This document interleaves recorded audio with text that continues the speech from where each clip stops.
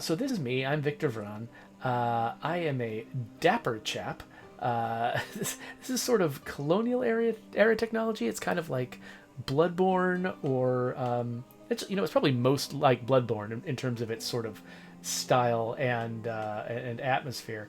The character's got kind of a Van Helsing sort of name. I don't think, I mean, sort of identity. I don't think it's an accident that his name begins with V. So as you can see, kind of like a Diablo character, I've got weapons that I can collect. They sort of have slight differences between them. They level up relative to each other.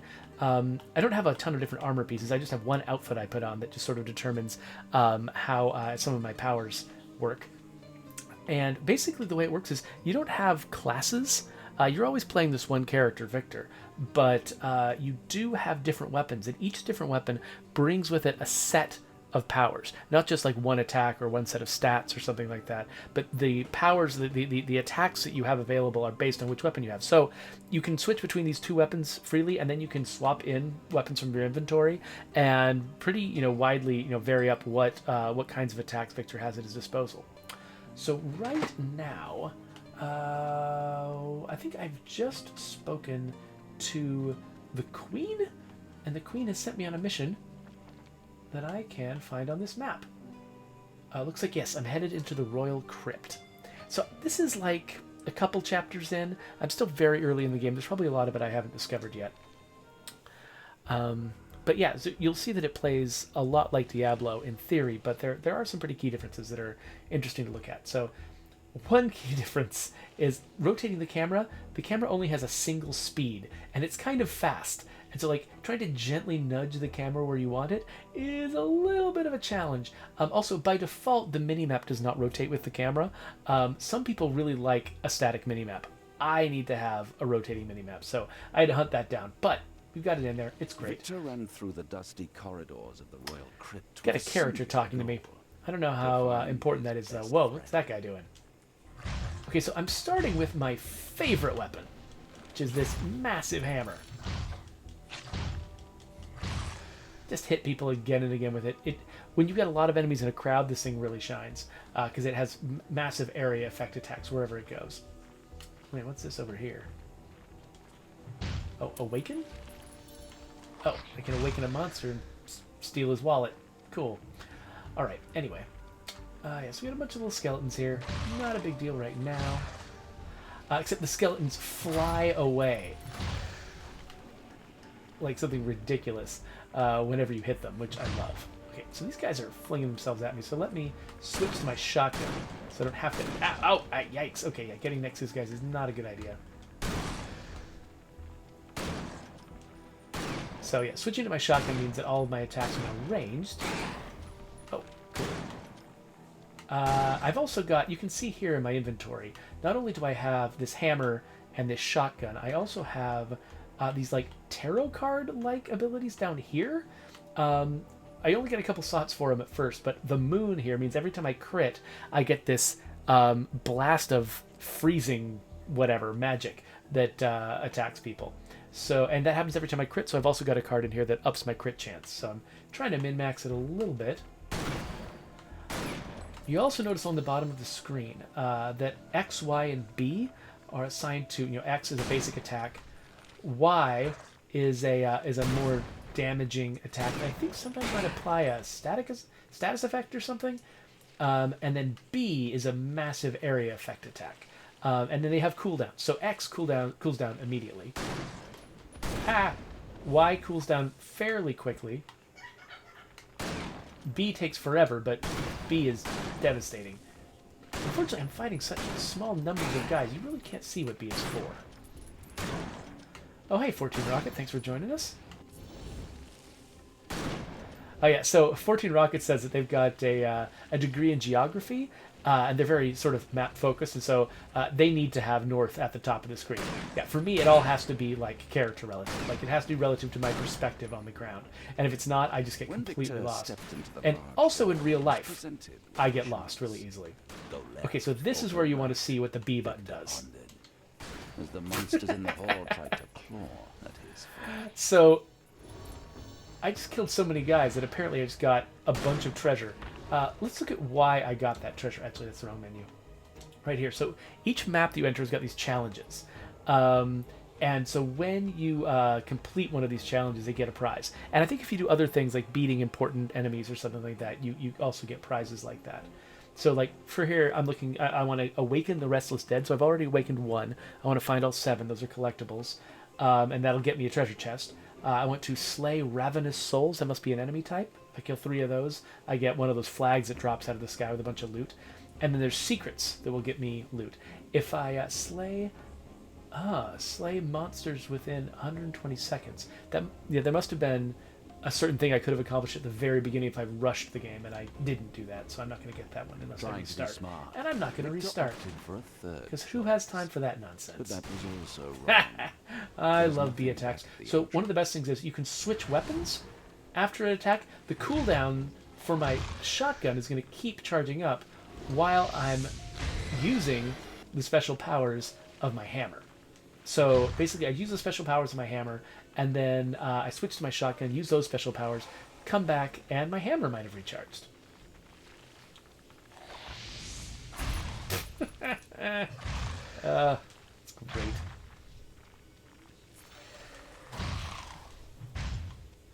So 14 Rocket says that if we add a zombie type to State of Decay that spins with knives, like the guys we just saw, he's coming to Seattle to do something bad to us. Yeah, no, I have no desire to have zombies that spin with knives. So I don't think I have a dodge button. Oh, I do. It's on LB. I just went this far without realizing I had a dodge button. Yeah, so let him hit twice.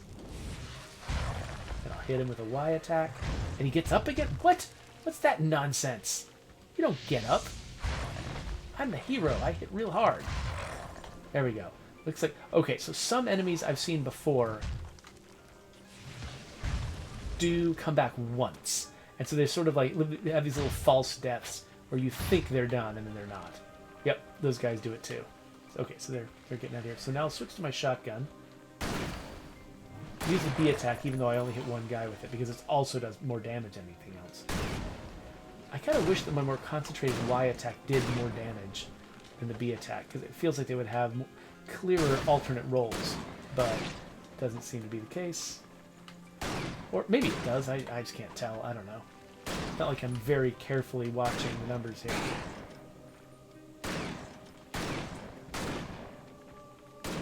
Come on, come back. What are you doing? He's healing is what he's doing. I mean, Victor discovered the lifeless corpse of a fellow hunter. Weakling, he thought. Dead at the start of the so he dies and immediately comes back. It's not fair.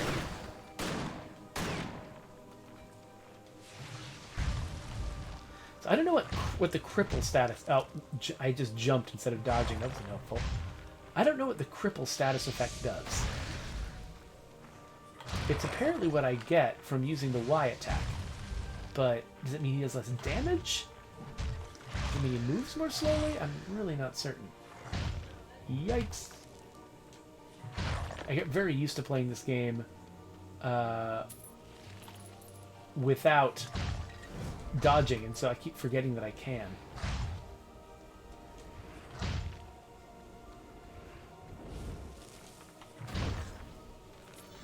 So Bare Hands just came in and said, this game bites Diablo very hard. I'm not sure what you mean by bites. Does that mean imitates? Does that mean that it is better or worse than Diablo? I'm not sure how to read the term bites.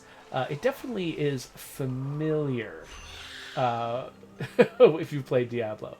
But that's fine. You know, I mean, it's basically a genre thing, right? I don't really consider that to be imitation in a bad way. You know, when I like a game, I like to see other games that are similar but do different things. Kind of like, you know, how much I've gotten into, what was it, Corruption and Gears Tactics and Alder's Blood and all these other games that, you know, all these turn-based tactical games that showed up in the wake of XCOM. I mean, yeah, they're very similar to XCOM in a lot of ways, but each one kind of takes in its own direction. And I like the idea of you know, seeing different artists and, you know, different designers, different implementers of all kinds, taking something that I already like and then giving me new versions of it, new ways to experience it. Whoa!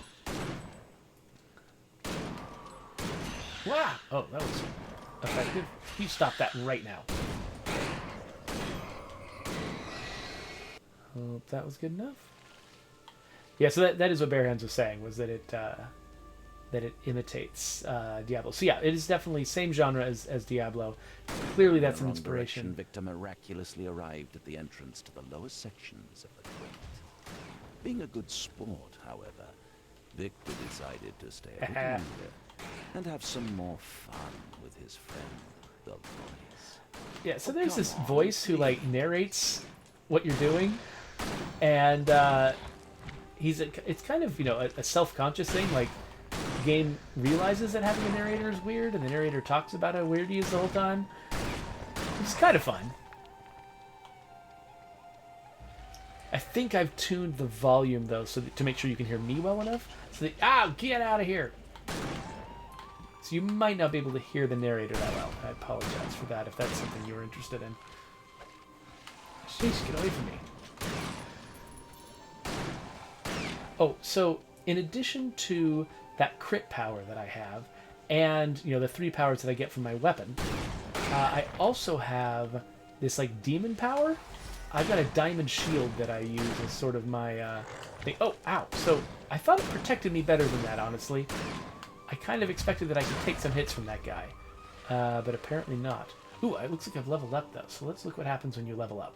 So you hit the button to open your inventory or whatever, and it tells you, okay, you've leveled up, instead of giving your inventory. So you can skip to your inventory by pressing the view button again. But if you hit, oh, see, your overdrive maximum is increased. So overdrive, that's the thing that lets you activate the demon powers, like the diamond shield that I just turned on. So then I get to pick which prize I get. So it actually kind of reminds me a little bit of Adventure Pals, of all things, which gives you like 3 random abilities that you can sort of choose to pick each time you level up. So, Shockwave, huh? Are these demon powers? The boomerang that deals damage to enemies along the way? Yeah, that might be more interesting than a shield, especially if that shield isn't as effective as I thought it was. Ooh, or a... Yeah, this does so much damage. I really want this. So let's level up, and then we'll open up my inventory and see where I assign that. Oh, it looks like we have more of these than I realized. Let's grab Boomerang and equip it. So now Boomerang is my equipped demon power. So once that yellow bar fills all the way up, I can use it. So my suit determines how that yellow bar fills up. Oh wait, there's an enemy over this way. And so some suits oh, can I get through this? Looks like I can. Some suits say you have to damage enemies to fill up the yellow bar. Other ones have it fill up constantly over time. So I'm wearing a suit that fills it up constantly over time right now. Not Jim Artis asks if I have a Switch and Animal Crossing. I do have a Switch, and my family does own Animal Crossing, but it belongs to my daughter, and I have not been playing it. Which is good, because I hear that it takes over your life if you get into it, and I've got too many other games that I want to play.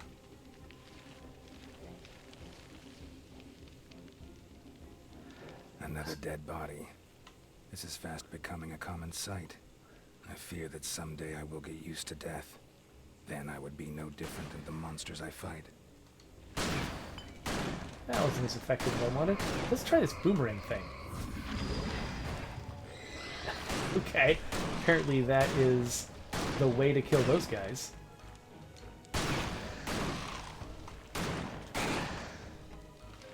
So that green area actually slows you down if you're caught within it, so you do want to kill those guys from far away. So Bare Hands points out that it's not just the style of gameplay that reminds me of Diablo here, that it's also like the UI and the world. I guess it's kind of hard, you know, when games are trying to do roughly the same thing. You know, it's like there's a lot of games that have a health stat and an energy stat, you know, and there's a lot of games that have an inventory that you want to associate with parts of the human body.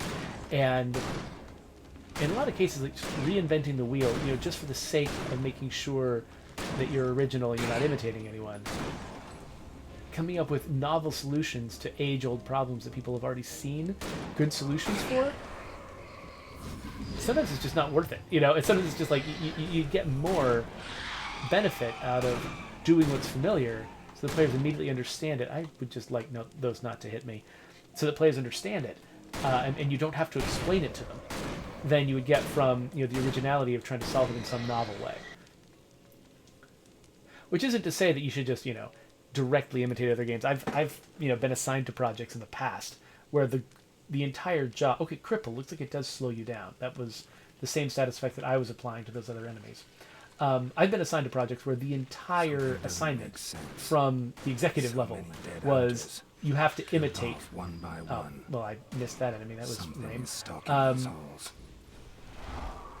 The entire assignment was to explicitly imitate another game, to do exactly what they do, because there's oftentimes a sense among non-game designers working in the game industry that there's some kind of magic associated with the way a game is designed.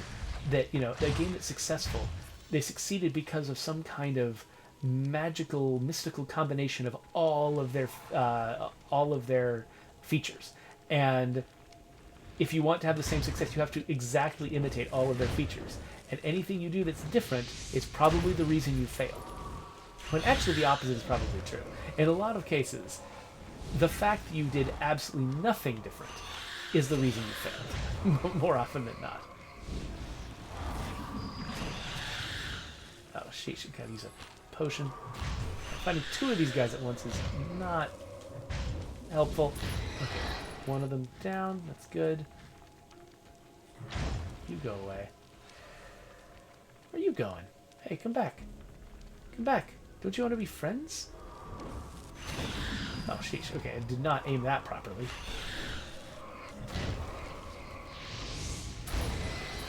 Okay, got him. So I realize I'm saying what seems like two contradictory things. One is, hey, it's okay for games to be in the same genre and to learn from each other and do familiar things. And on the other side, I'm saying, that it's a fallacy to think that the key to success is to entirely imitate another game. That feels like I'm saying two opposite things, and I understand that that's weird. It is kind of a weird fine line that you walk, right? Where like your game overall does have to offer something unique. That people can't get anywhere else. If people are going to value your game and think that it's worth the effort and the money, that they're going to devote to it. But once you've figured out what the unique offering of your game is, after that, when you're solving problems that are familiar to the player, you want to solve them in ways that they'll actually, that they'll definitely understand quickly.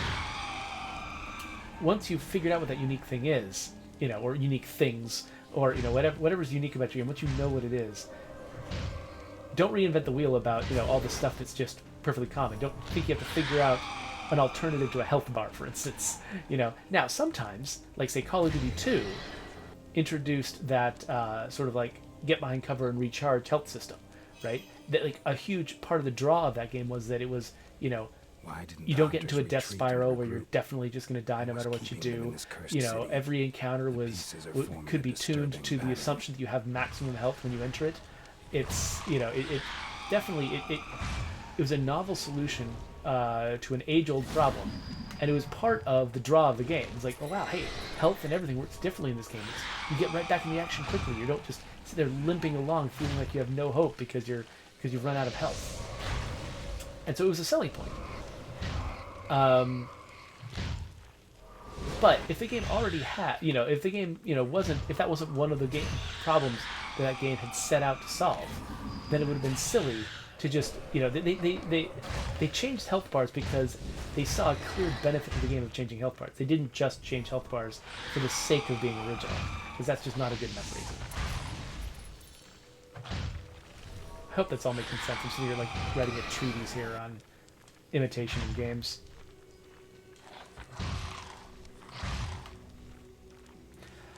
So 14 Rocket asks, is there a game that's taken over your life that is not State of Decay? Yeah, so State of Decay takes over my work life. I actually, because I work on it day to day, it actually takes a lot of effort for me to sort of work up the mood to want to play it on my own time. I do play it on my own time because I feel like it's important to my job for me to do that. And because, one of the reasons I work on the game is because I enjoy it, So I do enjoy it, but it can't grab me the same way a game that I didn't work on can grab me. Partly because you get fatigued with a game that you work on all day, and partly just because, surprise is a big part of what makes a game entertaining. And if a game sort of has almost lost the ability to surprise you, and now State of Decay, because so much is procedurally generated, it can still surprise anyone. But am I doing a dance? What the heck is going on? Dance? What is happening? They're making me dance with them?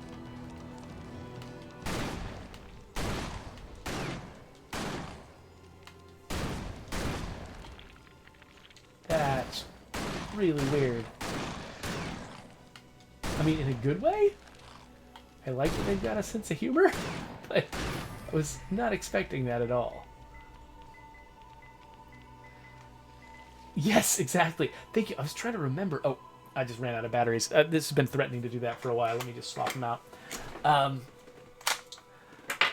Yes, I was like, where is that dance from? My kids have learned so many Fortnite dances in the intervening time since Gangnam Style originally came out that I was like struggling to recognize that dance. But yeah, you're right. That is totally Gangnam Style. And I don't know how long ago Victor Vran was made. Like, if it was made long enough ago, that actually could have been a really current reference when the game originally came out. It's not right now, but there have been a lot of dances since then, mostly because of Fortnite and TikTok. Now I think it's mostly coming from TikTok these days. Ooh, I got a secret. I got a sword. Okay, so I think I've probably collected a few things. So let's see here. So I've got 2 swords here. One of them does 18 to 33 damage. One does 26 to 49. That's much lower than the typical damage of my hammers. It's like 48 to 64, 63 to 84. This one is a hammer of vampirism, though. That's interesting. But it attacks much faster.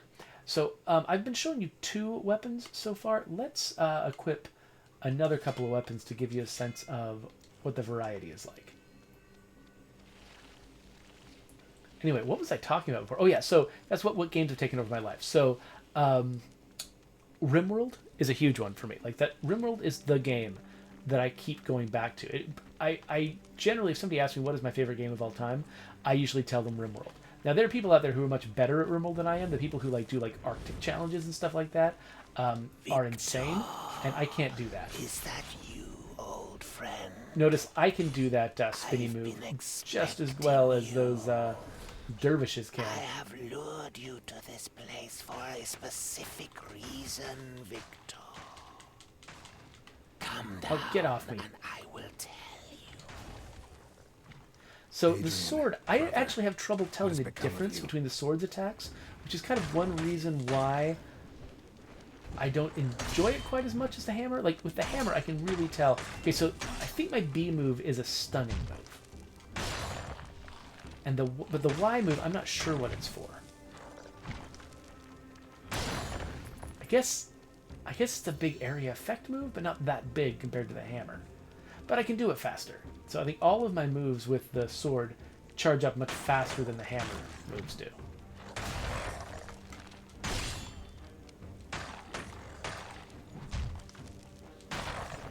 Oh, well, criticals are nice.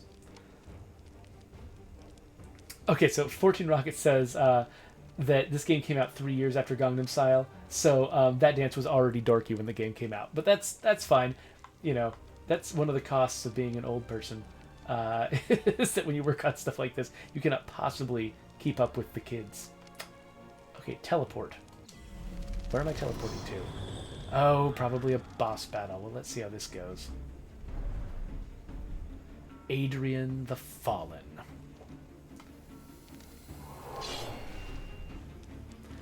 Alright, so I've got the sword right now. I feel like I should switch back to the weapons that I'm most familiar with.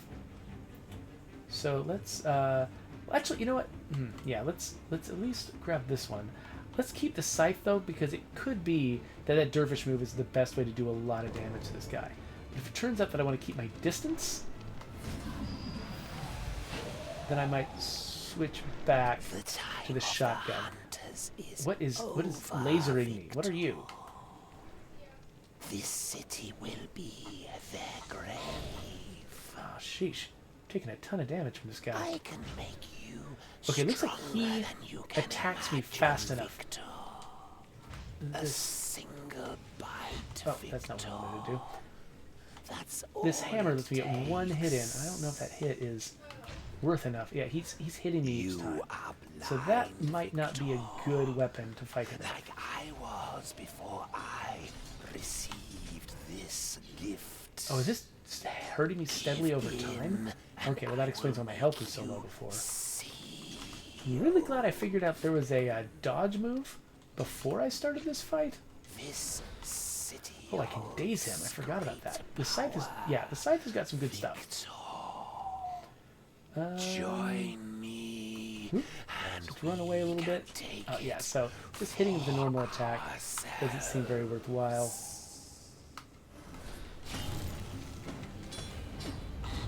Oh, sheesh. What's... Ah, what are these? Get away from me.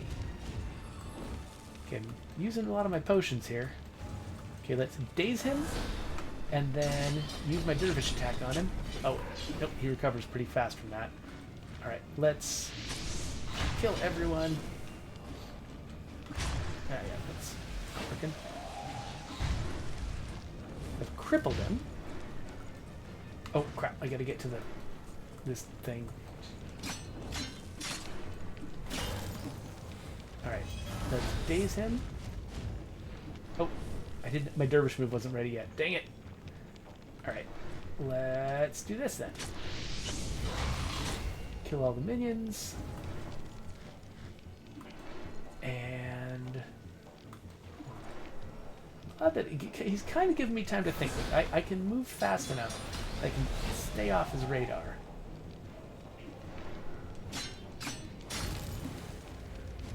I'm glad that I've got that out. Got that out. Stop. Oh man, I can get stun locked by this stuff. That's not cool.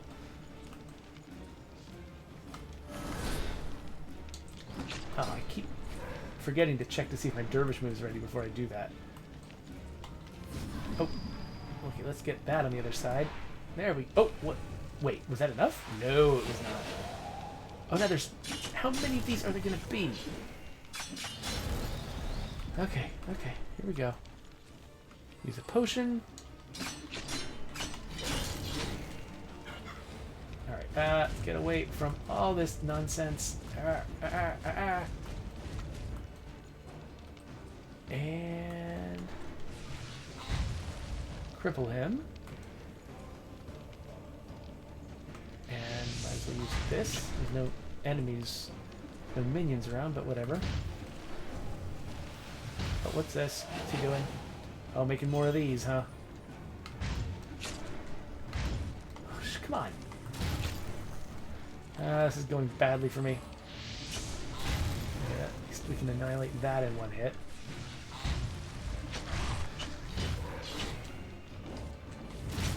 Okay, cool. Made that go away. Now we've got this stun locking nonsense.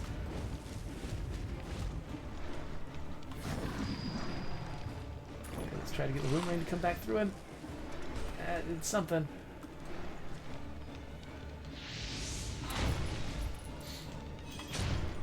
Okay, that wasn't good. Okay, I haven't used it. Oh gosh. Okay, scythe. Come here, buddy. Almost. Okay. Oh, losing a lot. Okay. So you got potions, just like Diablo. Again, you know, not reinventing the wheel. I feel like he's been at this health level for a really long time.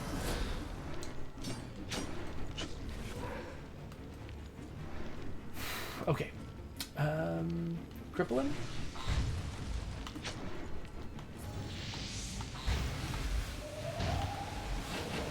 He's defiant. I don't know what that means.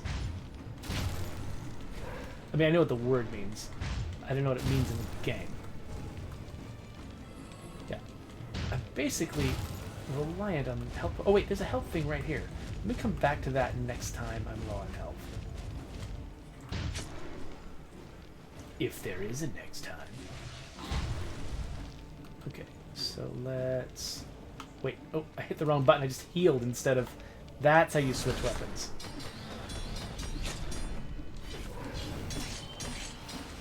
We got him? Yes, we got him. We always knew this could happen, old friend. Running We around in become circles. monsters ourselves. Collecting We fall all the to stuff. darkness. Rest in peace, brother. Alright, well we've got an achievement. So what is this? This is Castle Zagor. That is the hub area. And then what is this? This is probably teleporting back up if I want to keep exploring the map. And that's nothing over there. So, okay, let's head back to the hub. Alright, what were you folks saying while I was doing that? The survivors are gathered around the war table. Huh. Nachi Artist just pointed out that tension in the it sounds air. like Victor There's Vran also might have the same fear. artist as, the same actor as Not enough Geralt guards of to hold the Rivia. castle. I don't know if you're saying you actually know it is the same It's been actor, or if it missing just for a sounds like the while same now, actor. And they think that I've left them for good. The Queen still insists on continuing the fight. She asks them to do the impossible. What they need now is a sliver of hope. I've changed my mind. I'll stay. At last you see. We will overcome the invasion. This is not an invasion.